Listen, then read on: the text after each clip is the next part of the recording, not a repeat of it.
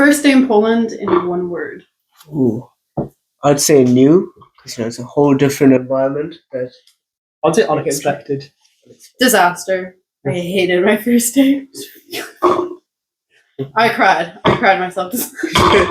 I swear, no, even getting to dorms for you was a bit of a struggle. I got dropped off 10 minutes away from the student residence, and I had to call my father to get me an Uber. Yeah, because Princess over here was expecting I had 63 kilos of clothes. Yeah, she was across 3 big luggages that I was not going to move. I was very overwhelmed, tired, and I felt like sitting on the cobblestone and crying. I really missed my parents. Yes. She had very high expectations for some car. I know. I literally called the school and I was like, "Is there a car that picks you up?" And they were like, "Oh no, you have to walk." I was like, "Lovely." But luckily for me, I already knew someone here, and they picked me up from the airport. So I know. We went to the Italian place. There's a nice Italian place, and then he took me to dorms, which I thought wasn't that bad. But I was scared of getting kidnapped in the Uber from the airport. I was expecting dorms to be a bit nicer though. I think that's quite good for a dorm. That's really cheap. That's true. It is. Poland is really cheap. So that's very massive plus point there. Yeah. Okay. What were our expectations before moving to Poland for medical school? Did the reality match the image we had built in our heads? No. I got here and I'm Mexican, so for me moving to a country that's very... I understand there's like a lot of historical explanation and just hurt. But I was just very shocked, like walking down the street, you would expect people, like in Mexico, you walk, you don't know someone, you say hi to them, or if someone drops something, you pick it up and grab it to them, and I don't know, you have a small conversation, whether you know them or not. Keeping the door open, saying good morning, saying good night, saying thank you, saying provecho, like smacznego. Like it's basic things that for me are very like, you don't think about them, you just do them, and it's just like very respectful in my culture. Like as a Mexican, as a Latina, it's very normal. So when I got here and I didn't get any of that, I was just like in shock. And in the beginning, I was a little mad because I was like, why is it so different? But it's just culture. It's different. But to be fair, compared to the UK though, I think this is kind of a step up. Like, I have not seen cleaner streets. I have not seen people respect the law. It's really nice. Like genuinely, it's a nice place. Like you walk through anywhere in Gdansk, and it's just lovely to look at. Yeah, the streets are clean. There's trash cans everywhere. The buildings are really pretty, whether historical or new. I can identify a trash can for about 4 or 5 days because they're like hidden. They're made of stone, but they're like everywhere. They're everywhere. It's a very clean place. Yeah. If, like for example, the study places we go to, like in the Cultural Institute, we leave our entire Apple ecosystem on the tables while we go into, I don't know, go to Starbucks or go somewhere else to get coffee or food. No one's at the table. Our bags are there with our wallets, IDs, everything we have. Yeah, we come back an hour later and everything's still there. You do that in Mexico, everything disappears. Nothing stays. I mean, if you're at a student if you're at a student library at the university in the UK, it probably won't get stolen. There's still a chance, but it probably won't. Here, I could leave it out on the street and it'll probably be there the next morning. Yeah. So in Madrid, not that I would.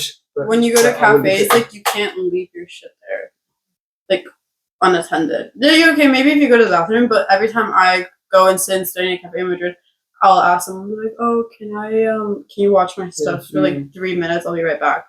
Otherwise, people will just come and take your stuff.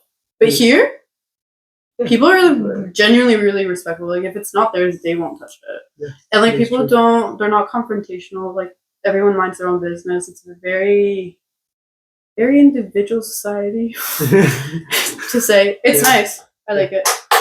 It takes a bit of getting used to. Yeah, it does. Yeah. Which can be really overwhelming in the beginning because you're alone, without family, without friends. Like you have no foundation, no safety net. So you're scaring obvious.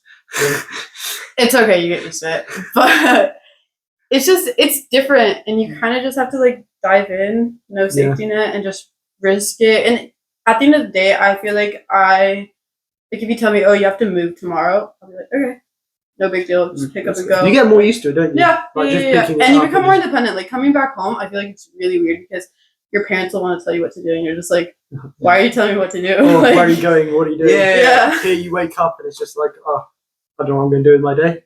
Or if you want to go out till 5 in the morning and come back, like no one's gonna say anything to you. They can't. You're an adult. You live by yourself. Even if you're not an adult yet, there's a bunch of people that are like 17 or about to turn 18. They go out, they drink. No one says anything. You're allowed to. Yeah, it's different. I think as a uni student in general, whether you're foreign or not, like there is that massive step up to living independently. there's no one here to tell me do this, do that. Okay, which brings you to our other question. Does studying medicine in a second language environment add an indivisible layer of fatigue? 100%. What do you mean by that? Like, do you feel... Because, right, we study in the English division, but our teachers aren't native speakers. Like, they have some have a really thick accent, some, I don't know, teacher assistants don't speak at all. Like, it's very... It depends on who you have. Some teachers have a really good accent. Yeah. So, I feel like it really depends on the person. I don't notice it anymore. I just do feel like it's a little more intimidating. Like, sometimes you don't know how you should phrase the question, how you should ask it, if you're going to have to explain yourself. That's not the only thing, though. Like, even just... Like names in the anatomy. Yes. Because they pronounce it weird, or like, it's not obviously not their fault. But I would just... You'd hear it, you've learnt it from the book or something, and then you hear it in the lesson. And you have no connection of what it is. Could you just like spell it out for me just so I can understand? Mm-hmm. But see, like, I feel like we have an advantage because all three of us are native English speakers. Like, my first language is Spanish, but I grew up speaking Spanish and English at the same time, so they're both my native languages. Yeah. And I don't have an issue with that. Unlike some other people, like there's Norwegians, there's Indian, there's what else is it? Polish. So sometimes they hear a word in class and they don't understand what it means. Or I've asked them, like, do you study in your own language and then like translate it into English, or how does it work for you? Because I feel like for us it's second nature, but for other people it might be like an extra level of struggle. But I think there's also the struggle of not just in classrooms, but let's say you're out, like the first week I was here, go to the shops and I just want to get just milk and eggs.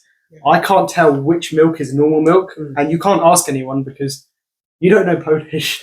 That's the other thing. You're at the store just, okay, what should I get? Yeah, some people are really nice and they'll be like, oh, like I'll speak like English to you, but then some people will get annoyed that you're speaking English to them and they'll only answer, they'll be like, mówię po polsku, and like you can't respond, so you just annoy them more and it just ends this vicious cycle. Okay, how did classroom dynamics differ from what you were used to? Like in high school, back like Sweden, UK, Mexico. I mean, here it's less of a question, like asking questions to the teacher, and more of just learning. Yeah, the teachers are doing everything. Yeah, I don't think we're as involved. Exactly, that's the thing. Like back home, it's a lot more interactive. Right, yeah, that's the right word. Yeah. I mean, obviously, anatomy is interactive, but like other subjects such as histology. It's all just listen. Like for example, in Mexico, in Tech, the students lead the class. Like the teachers will give you the structure of how the year is gonna go and how the modules are gonna plan out. But you have to do the classwork, you have to ask the questions, the presentations, like it's on the student and it's your responsibility. Here, you just show up to class. Your only responsibility is showing up to class, showing up to exams. I think there's pros and cons to that though, because obviously with the student-led ones, it's a lot more based on you. You have to do a bit more work, I guess. Yeah. Okay. Yeah. You don't. Last question. Why do you think there's such a separation between English and Polish division? Because we study in the English division of the school, and there's a Polish division with only Polish students. I feel like that might be because of all like friend groups that are already formed from. I think it's harder to interact personally through language barriers. Yeah, but like they don't even. The school I think should, for some subjects you can do mixed lessons. Yeah. That's so like because like even histology and stuff, a lot of that you don't need to like know the language. If you get in, because they're taught English as well. Yeah, I genuinely was really disappointed because I was really looking forward to having like more Polish friends. It's like you're in Poland, you want to like have someone who's native here, someone to show you around, just like the culture, like immerse you, like really immerse into everything. Yeah. And when I got here and it was just like only English division, it was a little It's like you're just disappointing. being put back in. But and what's I going on, thought they, because like they're just really quiet and they'll like stare. So I genuinely thought, I was like, oh, okay, like they do not want to be friends. But then a Polish Canadian, one of our friends, she told us, no, Polish people are just really like closed off, and like once you get to know them, then they open up, and that's so true because I have a couple Polish friends now, and yeah, like in the beginning it was like, oh hi, really shy, and then now it's just like really interactive and really nice. I just wish it was like a lot more, like more integration. Yeah. Okay. I think that. Well, do you think it was worth it?